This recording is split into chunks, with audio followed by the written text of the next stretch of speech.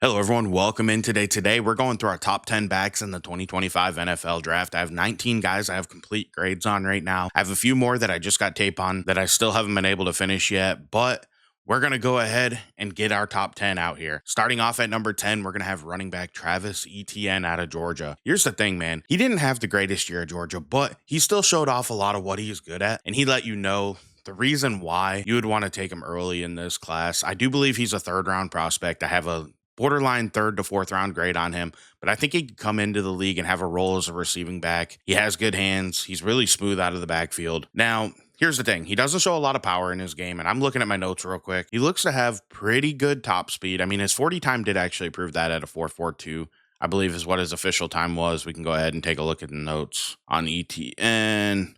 Yes, he ran a 4.42. He had a 1.51 10-yard split, which is really good. That tells you he has good acceleration, which I also noticed on tape. He has a 35-inch vertical, which is good. Not great, but that's good. And then a 10.4 broad jump. You love to see that. That's a great broad jump right there for a running back. It shows off the lower body explosion, which you do see in his game. He is pretty sudden. He can make cuts. He's a really good back. Like I said, I think he'll be a third down back early in his career, and he'll be able to step in and fill a role there. Now, his pass blocking, he does use a little bit or need a little bit of improvement, I should say, but I think he's a really good back. Moving on now, we're going to hit number 9 on our list. Bashal Tutin, the halfback out of Virginia Tech. He blazed in the 40. He ran a 4.32. He also had an excellent 10-yard split, which came in at, what was it? I'm looking at my notes real quick. 1.49. He also had a 40.5-inch vertical, a 10.10 broad jump. He had a 4.41 20-yard shuttle, which is really good. The dude's an athlete. Like, that's everything you want to see from him out there. Like I said, really good. He's super athletic. You see it on tape. He can jump and his hips are loose. He's silky smooth out there in the field. I do think he could be a receiving back. I think he can catch the ball and be a receiving back, at least a good check down option. He can transition to a runner pretty well. Now, his biggest issue and the reason why he nearly didn't make my top 10 and I'm not higher on him is he has fumbling issues.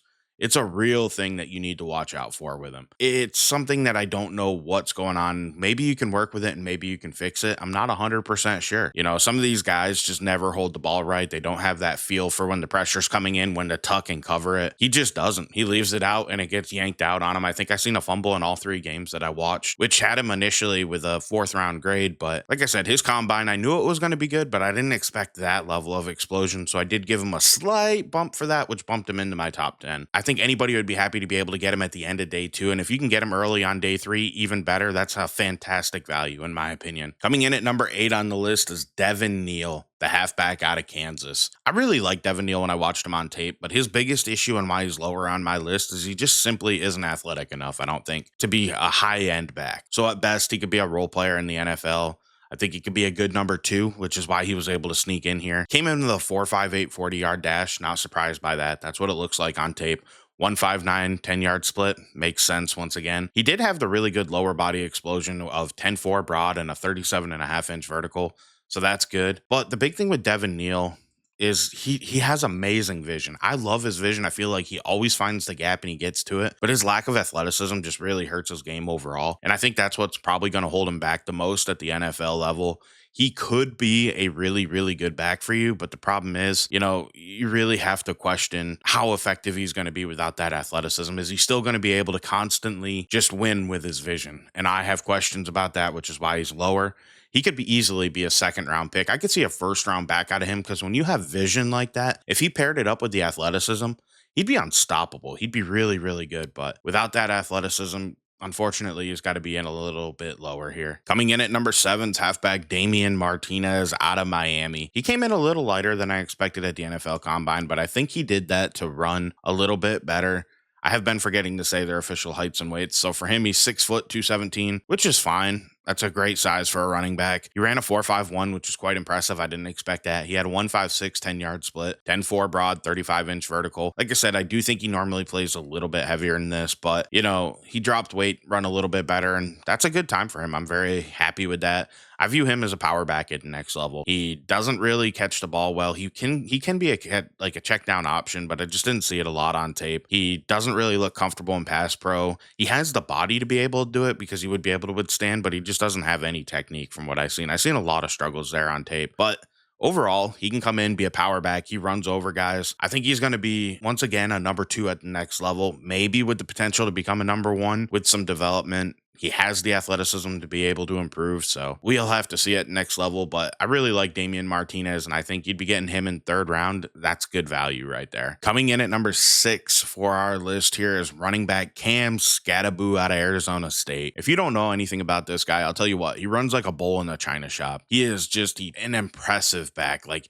he has power, but he doesn't have the frame you'd expect for him to have power like that in his game. Like, he comes in, he's a listed weight at the combine was 5'9.5", 219, which is actually pretty good because he was, I think, listed at like 212 at Arizona State. So that was a good improvement there. He didn't run the 40, which is honestly his biggest question. I could see him dropping in my top 10 for that. But right now, I have a borderline second, third round grade on him. I just think he's such an angry runner, man. He's super impressive. He had a great vertical at 39.5 inches. His broad jump was 10.3. You expect that out of him because of his lower body explosion and the way he runs. Like, he's angry out there, man. You know, you see the angry runs on NFL Network. Like, he's going to be the king of that. That's just how he plays. He plays the entire game pissed off, and he just fights for every inch, and he acts like somebody stole something from him every time. It's just really impressive to watch, man.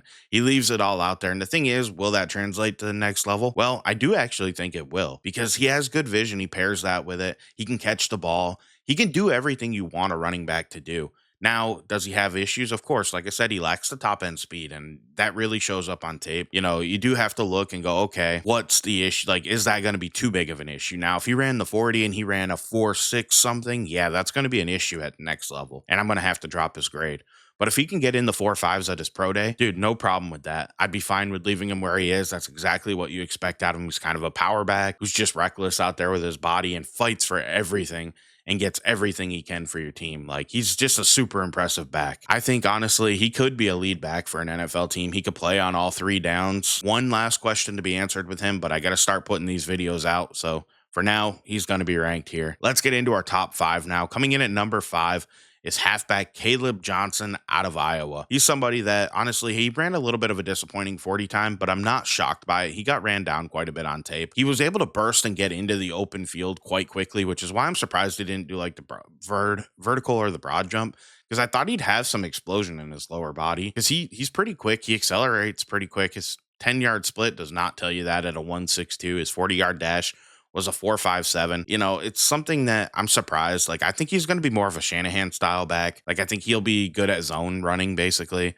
And I think at next level, if he gets into an offense like that, he'll be fine, because I do think that he requires a good run scheme in order to be at his best. I really don't see a creative back when it comes to him, but he has that good vision. He has a good feel. He always seems to make a big play, which there's got to be something there that I'm just not seeing in the athleticism. Because like I said, man, he'll burst off and get a bunch of 30-yard runs. Like I said, we didn't expect the 40 to be great, but honestly, 4.58 or 4.57 was really disappointing to me. So I actually had to drop him a little bit because I was expecting him to be in the 4.5s. But I think anything after a 4.55 starts to become a question mark, which is where like Cam Scattaboo also is going to run into issues and it could hurt him in my final rankings. I just think that there's something there that you need to look for, but there are slow backs in the NFL that work out. Running backs usually are not as fast as you think. I don't think the 40 really correlates that well. It's more about the lower body explosion, which he didn't test for at the combine. I didn't understand that because I thought he might actually be okay. Like I said, he's not creative. He isn't the most powerful runner, so maybe that's not there, and that's why he didn't want to show it off. It just would have raised even more red flags. We'll have to see when we start getting some of his combine testing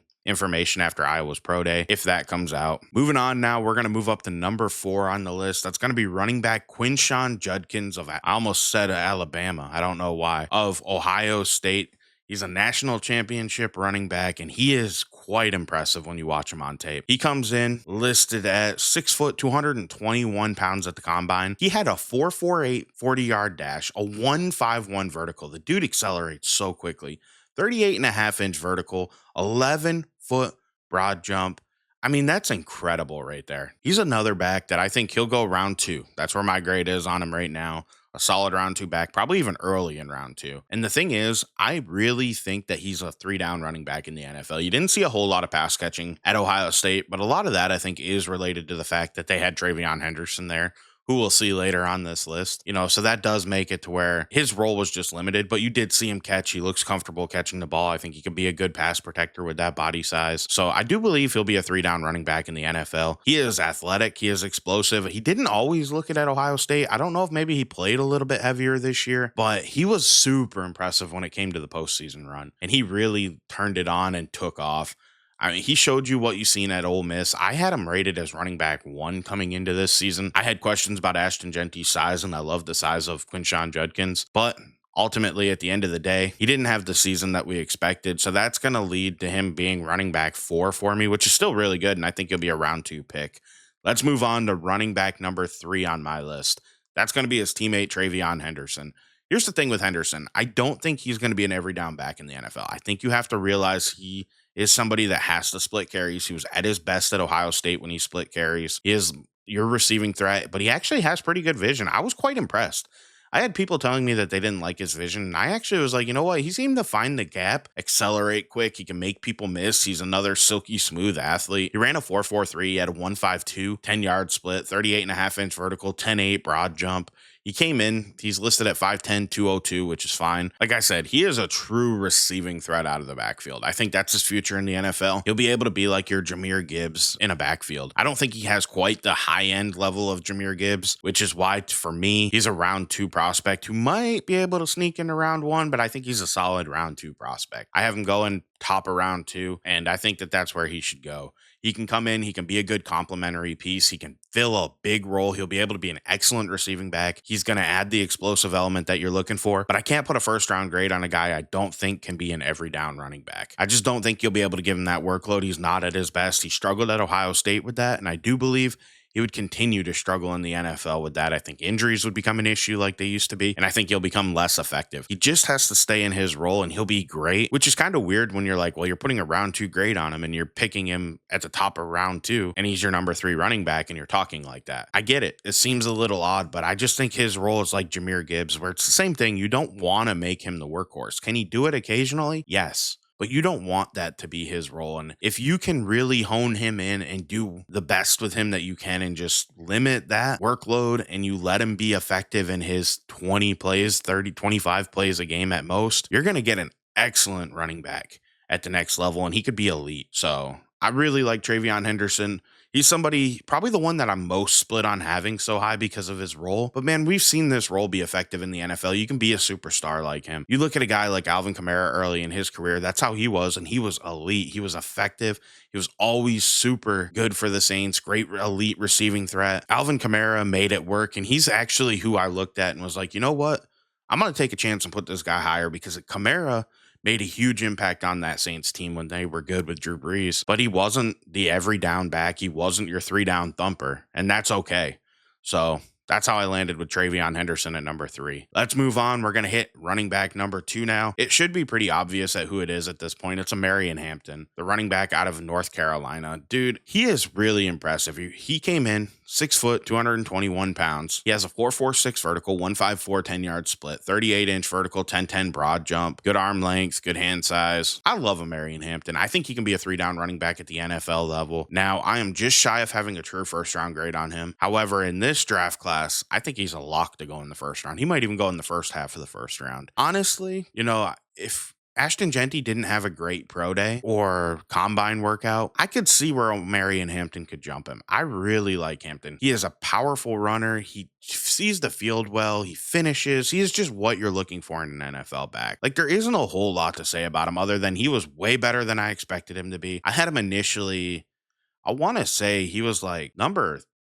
33 or something in my top 50. I can promise you he's going to be higher than that now. Like, he's moving on up. Dude was just impressive when I did his final tape. Like, just some of the different notes I have on him here in my notebook, so excuse me for looking down. Like, he's a hands catcher out of the backfield. He did have one drop in the game against NC State. The D-line constantly meets him in the backfield, yet he'll make the first guy miss and then power ahead to get back to the line of scrimmage or pick up a few yards. Like, it was just crazy how many times I've seen the D-line, as soon as he's getting the ball penetrating and he's making a miss and then lowering his shoulder and getting yards. Like, I've seen that so many times on tape against NC State. The first guy rarely gets him to the ground. He constantly fights for extra yards. He took a little flip pass to the house untouched.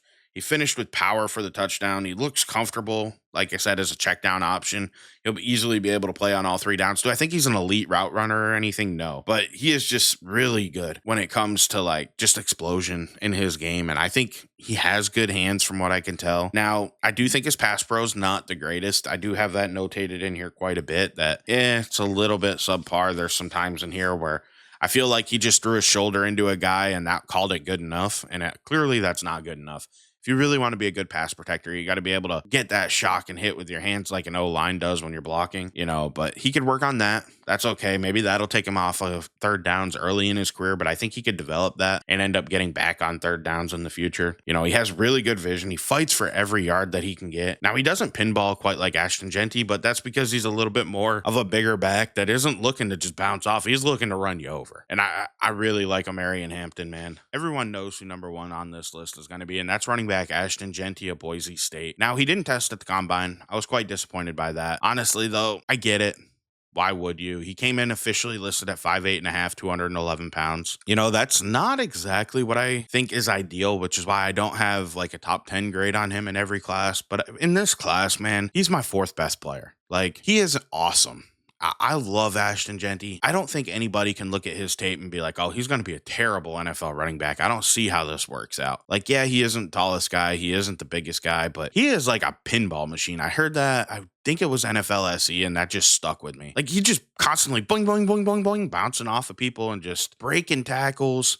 He doesn't necessarily run you over, but if you come at him with your arms, he's going to get out of there. Like, he has enough contact power and balance to just be able to work his way out. Like, he is super incredible when it comes to that. Like, he doesn't go down. Like, if you just reach out with an arm and trip him up, he's going to get his balance and re-explode again. He is super, super explosive on tape. He always finds the lane. He always just gets positive yards. I don't know how he does it, but he never gets tackled in the backfield.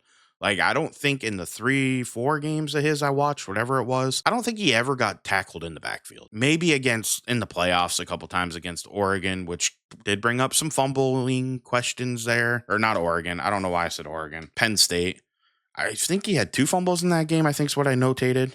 I'd have to look at stats. I forget, but it was 2 fumbles, I believe. He doesn't look to have elite top end speed, which is another question I have with him. I do question that. And I think that's part of why he didn't test at the combine, because I think if he would have, he probably would have raised a few questions there. And I honestly think Omarion Hampton might have been able to jump him if he didn't have like a super impressive combine workout. Like, if he came out and ran a 4.5 40, wasn't the most explosive numbers, I honestly think Omarion Hampton would have jumped him in a lot of people's rankings, just because Hampton has that prototypical NFL size and Genty doesn't. That's just a fact. He doesn't have the elite size, which is why he wasn't RB1 for me coming into the year. Everybody knew he was going to be good, but just to me, I always question when it comes to size, especially in the NFL. It matters, man. It really does matter. But I'm not going to dig a prospect that I think's absolutely incredible. He should be picked in top 10, no question. But he plays running back, so you don't know if he will. But this dude's going to come in and he's going to make an immediate impact on a team. Like, I'm not going to knock him. I think he's a fantastic running back. I think anybody would be lucky to have him